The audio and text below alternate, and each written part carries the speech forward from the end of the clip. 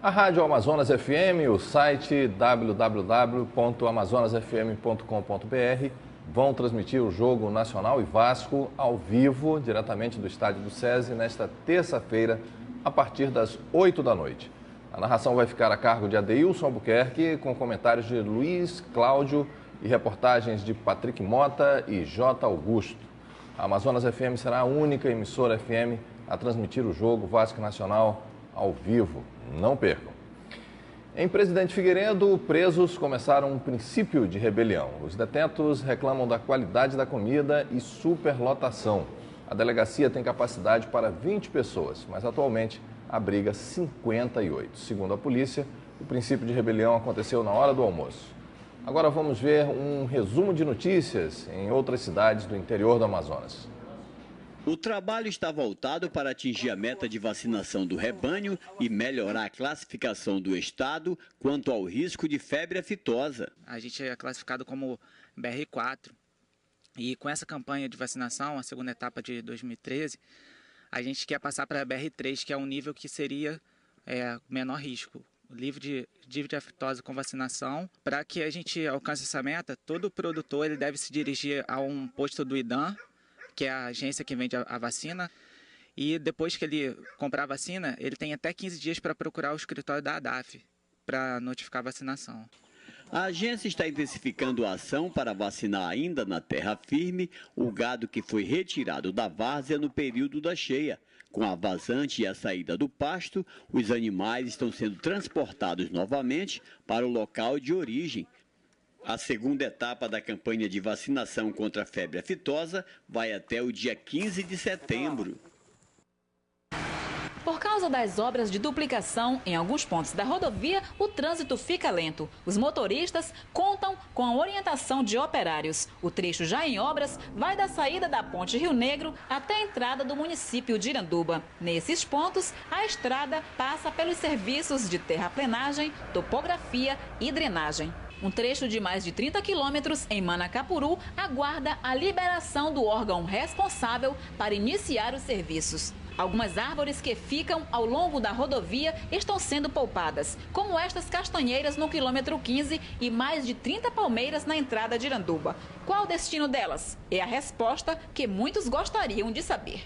Francisco Henrique de Oliveira, de 21 anos, foi morto na madrugada de domingo com 4 tiros. Segundo a polícia, ele estaria vindo de um show musical quando foi surpreendido pelo atirador. Francisco não resistiu aos ferimentos e morreu no local. A polícia investiga o crime. A Arquidiocese de Manaus promoveu neste domingo o segundo Fórum das Famílias, o evento que busca preparar os casais antes mesmo do matrimônio. Resgatar os valores do matrimônio, aprendendo desde cedo a conviver com a pessoa amada, é um dos temas da palestra ministrada pelo casal André e Rita, que veio da Arquidiocese de Osasco, em São Paulo. É importante que as pessoas entendam que está ali aquilo que ela crê. A forma como ela vive também reflete um pouco do que ela crê ou do que ela não crê.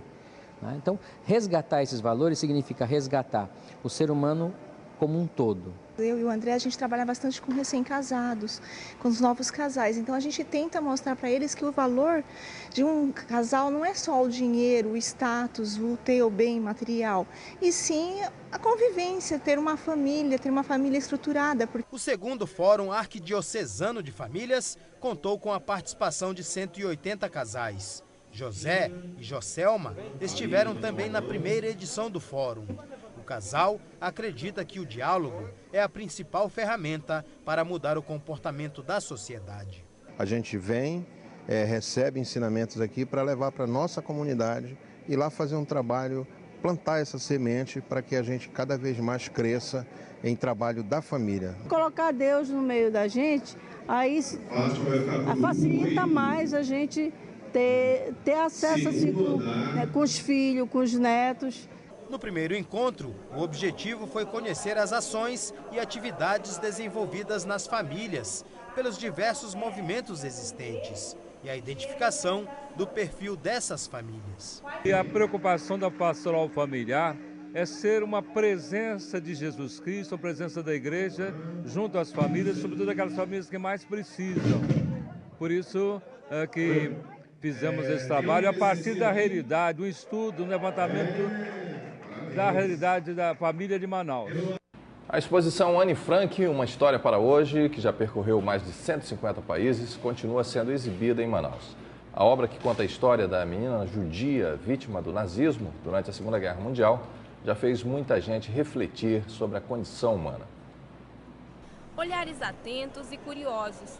A exposição Anne Frank, uma história para hoje, detalha por meio de relatos e fotografias a história da menina judia que sofreu os tempos difíceis do Holocausto.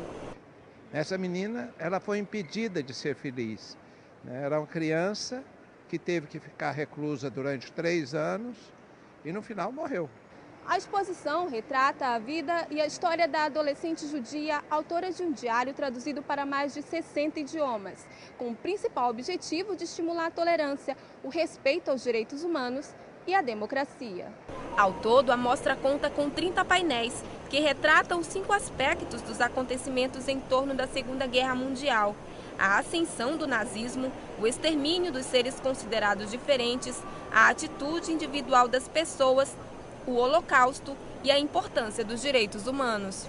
Então, eu acho que a gente traz para hoje que, se a gente não for uma sociedade plural e a gente não se considerar uma raça humana, se a gente se considerar uma raça ariana, uma raça branca, uma raça preta, é porque a gente não aprendeu nada, né? Então, acho que todos nós participamos de uma raça que é a raça humana, sem nenhuma diferença entre qualquer tipo de coisa, seja altura, dinheiro, religião. Manaus é a 5ª cidade brasileira a receber a exposição, que até agora contabilizou mais de 13 mil visitantes. Antes de chegar ao Brasil, a mostra já percorreu 60 países. É a exposição para a América do Sul, ela está em português e em espanhol, tem rodado o mundo há muitos anos já, trazendo sempre muita curiosidade, né? E ela chama Anne Frank para os nossos dias, né? Quer dizer, alguma coisa que é relativo a gente pensar se ainda existe alguma discriminação, alguma coisa que a gente não tem aprendido desse desastre que foi o Holocausto, né? Para os nossos dias. Quem já visitou a exposição dá o recado. Vou trazer minhas 2 filhas, né, a Gabriela e a Giovana, de 7 e 11 anos, para que elas possam entender um pouquinho disso, né, e também ter essa mesma visão de esperança que a Anne Frank teve e passa para a gente. Vale a pena vir aqui, então? Com certeza, eu recomendo e acho que é uma lição de história para a gente lembrar de fatos tristes e ao mesmo tempo também para se encher de esperança também e não deixar que isso se repita.